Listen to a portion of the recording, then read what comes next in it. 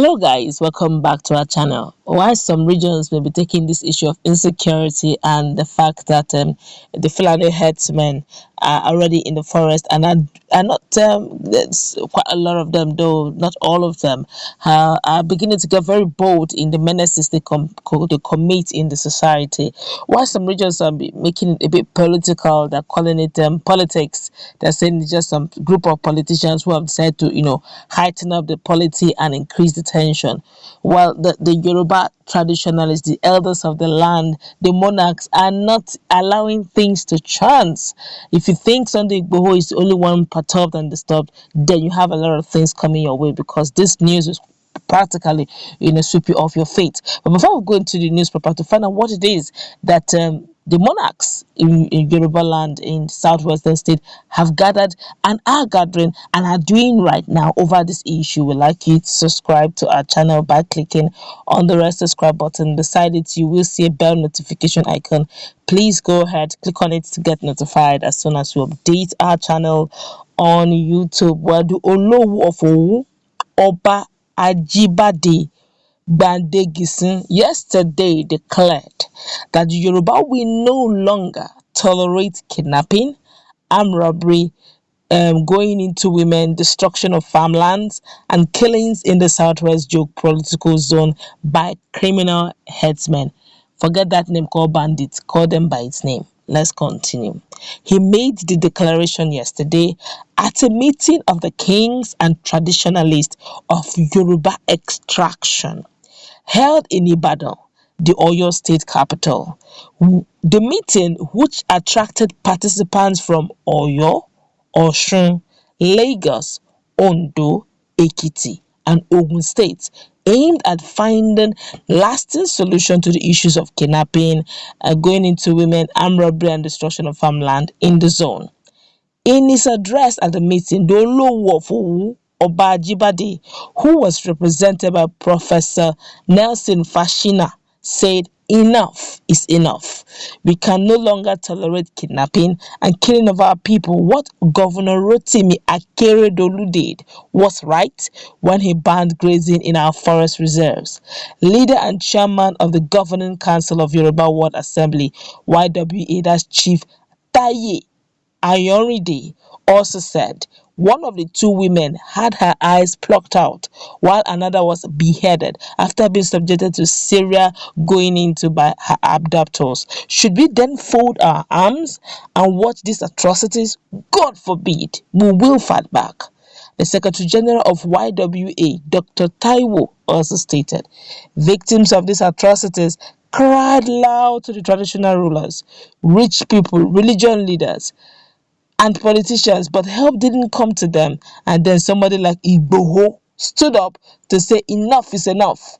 The Yoruba Monarchs, however, pleaded with the Ooni of Ife, Oba Anitan Adeyeye Ogunwusi, to forgive the Yoruba activist, Chief Adeyemo Sunday, fondly called Sunday Igboho, over uncomplimentary remarks he made against the first-class monarch some days ago.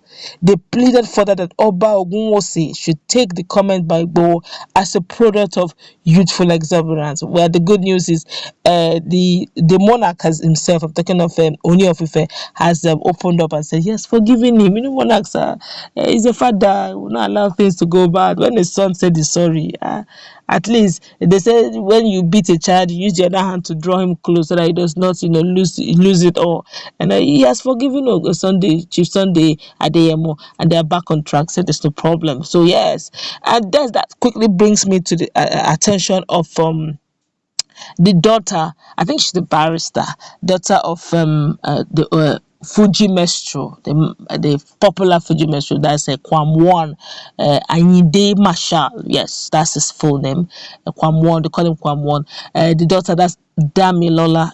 You're correct in your analysis, you're perfect. But will you also comment about this as well? It would have been so nice for you to also look into the other parts why Sunday Igboho is agitating. It's always nice to have a balanced structure when you look at situations and you're projecting to the future.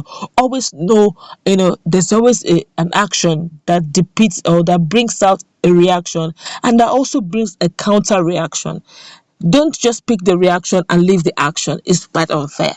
Now, looking at what has been going on for so long in southwest, in fact, in southern part of Nigeria in general, and they've been calling on security intel. Sometimes, some of them are. I've watched a video where one of the Fulani Herdsmen said, "Even if you arrest me today, within 22 max," he said, "max 2 hours, they'll release me." He said, "I'm not scared of arrest because we know who to call, and they'll be released." I watched the video, my heart bled, as in it is this bad that there's impunity and there's brazen boldness to do evil and atrocities, and the laws of the land seem to share them for, I don't know who it is or what it is that they bank upon that gives them that confidence to go ahead and commit so much so much menaces, and nothing is stopping them.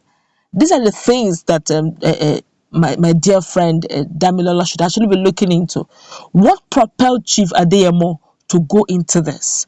What propelled the Yorubas in diaspora to look into the issue of donating GoFundMe to facilitate the easy movement of Chief Adeyemo, Chief Sunday Igboho, and his supporters to help clear off or secure the region, southwestern region? These are the things you should look at, and for there to be a balanced structure, the government of the day needs to rise and confidently tell the people that, look, we are on top of this, okay? This won't happen again. The Fulani should stop this, whoever that is criminal element. We have security intel, security personnel. They should go into the bushes or wherever they are, and ensure that there's safety to all Nigerians, regardless of where you're from. And if this open grazing is causing issues, okay, by all means, all Fulanis, no more open grazing in the southern part of Nigeria. Take your cows to the north. You can open the ranch in the northern part of Nigeria, and maybe since it's a private business, whoever that wants to go into it should do it privately. That way there'll be peace in the land. But if you are all keeping quiet like they're rightly doing right now, as at time of filing this report, just some governors that are talking, presidency have not really given voice just yet to this particular matter that is going on, except for the first time that presidency spokesperson Shehu Gaba had mentioned, the first time Governor Keredolu had talked about the banning. Other than that, there has been quietness from the presidency, really. But if they can actually assure Nigerians, then just maybe the likes of Sunday Igboho and Adeyemo, Sunday Igboho would probably watch in 3D to see how they will be secure. See, apart from politics, the first instinct to man after food is security. Who is talking about 2023 if there's no secure life? You keep hearing, incidences of people getting so bold to make utterances.